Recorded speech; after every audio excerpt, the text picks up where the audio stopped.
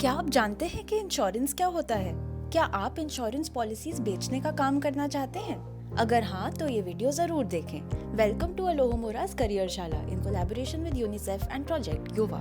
करियरशाला में आप मिलते हैं एक्सपर्ट से और जानते हैं अलग अलग करियर्स और स्किल्स के बारे में। आज हमारे साथ है सुनील भैया।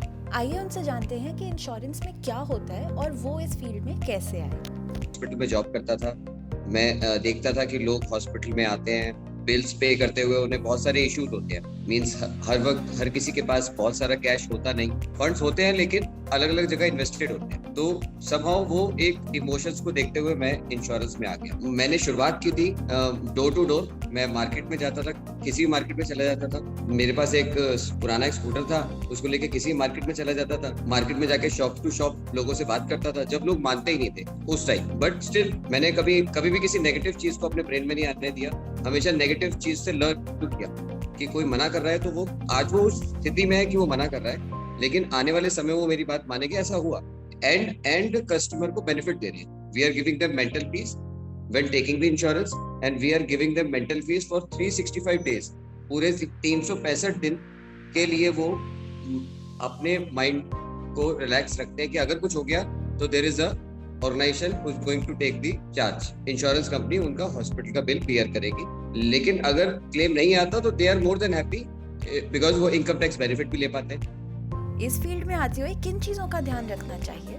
हमें सबसे इम्पोर्टेंट है 3 चीजें लर्न करनी है। सबसे पहले हमें गोल सेटिंग लर्न करना है। सेकंड, आपको लर्न करना है बुक्स रीड करने की हैबिट आती है। थर्ड है हमें ना सुनने की हैबिट आती है। No means next opportunity. Now goal setting के ऊपर आप ज्यादा फोकस करें, क्योंकि इससे गोल सेटिंग, देखिए गोल सेटिंग का मतलब है डेली मुझे 10 ना सुननी है। गोल सेटिंग सिर्फ ये नहीं है कि मुझे 10,000 रुपए कमाने हैं या 20,000 रुपए कमाने हैं, 1 लाख रुपए कमाने, मुझे डेली 10 ना सुननी है। ये गोल होना चाहिए।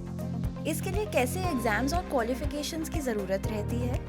Very simple exam. They need to go for life insurance exam as well as general insurance exam. उनको जनरल इंश्योरेंस कंपनी से अलग एग्जाम पास करना होगा, लाइफ इंश्योरेंस कंपनी से अलग एग्जाम पास करना होगा। तो 2 एग्जाम उन्हें पास करने बहुत ईजी है। सिर्फ आपको एक दिन भी अगर आप सीरियसली स्टडी कर लेते हैं तो एग्जाम पास हो जाए। उसमें बहुत बेसिक चीजें हैं। वो बेसिक चीजें मींस लीगल नॉर्म्स। मींस हर वक्त उसकी जरूरत नहीं पड़ेगी, लेकिन वो आपको पता होने चाहिए, क्योंकि अगर आप लीगल नॉर्म्स अगर आपको नहीं पता और अगर किसी लीगैलिटी में अगर वो फंस गए तो पूरा का पूरा बिजनेस वेंचर जीरो में कन्वर्ट हो सकता है। तो किसी भी लीगैलिटी में हमें अपने आप को वो नहीं करना, इंडल्ज नहीं करना। तो इसलिए वे एग्जाम होने का रीजन ये है ताकि कोई भी कल को एडवाइजर ये ना कह पाए कि भाई मुझे ये लीगल नॉर्म्स नहीं बताए गए। इस फील्ड में सैलरीज और पोजीशंस कैसी होती हैं?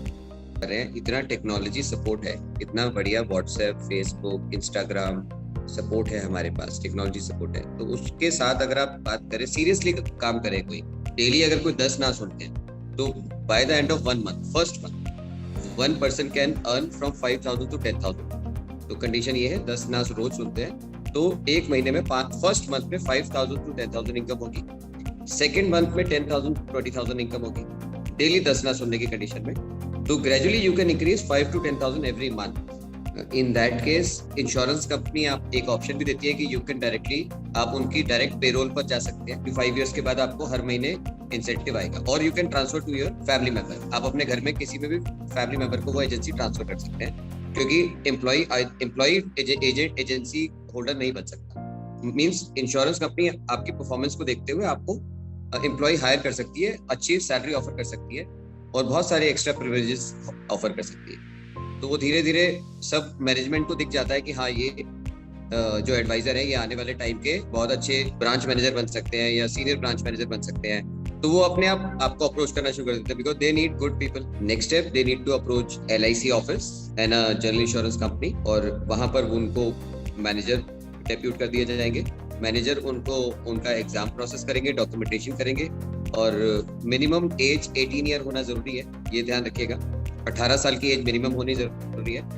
आधार card, PAN card and bank account and age minimum 18। These four criteria need to be submitted and 12th education complete होनी चाहिए, 12th मिनिमम। इन सब डॉक्यूमेंट्स के बाद आप एग्जाम को कंप्लीट कर सकते हैं, और एजेंसी आने के बाद तो वो एक कह सकते हैं you will start a journey. वो एजेंसी हाथ में आने के बाद तो एक जर्नी स्टार्ट होगी। ये सब जानने के बाद आइए देखते हैं घर का चैलेंज। सुनील भैया ने बताया कि इंश्योरेंस सेल्स के लिए ना सुनने की आदत होना ज़रूरी है।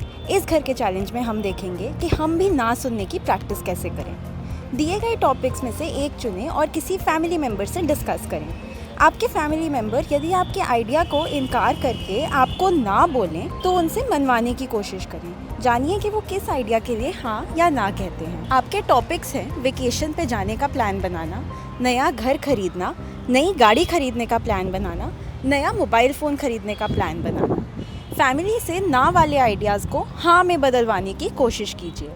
तो दोस्तों, इस वीडियो में हम मिले सुनील भैया से, जिन्होंने शेयर किया कि वो इस इंडस्ट्री में कैसे आए। बुक्स रीड करने की हैबिट बनाना और ना सुनने की हैबिट बनाना ज़रूरी है।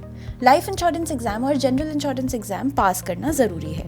ये एग्ज़ाम्स बहुत ईजी हैं, पर इनके थ्रू लीगल नॉर्म्स की जानकारी बनती है। डोर टू डोर सेलिंग में आप 5 से 10 हज़ार की कमाई से शुरू करते हैं और इसके बाद कमाई बढ़ती ही है। इंश्योरेंस कंपनी अगर आपके काम से खुश है तो वो आपको परमानेंट पोजीशन भी दे सकती है। इसके लिए Aadhaar card, PAN card, bank account और 12th पास होना ज़रूरी है। ना सुनने का घर का चैलेंज ज़रूर कीजिएगा। All the best.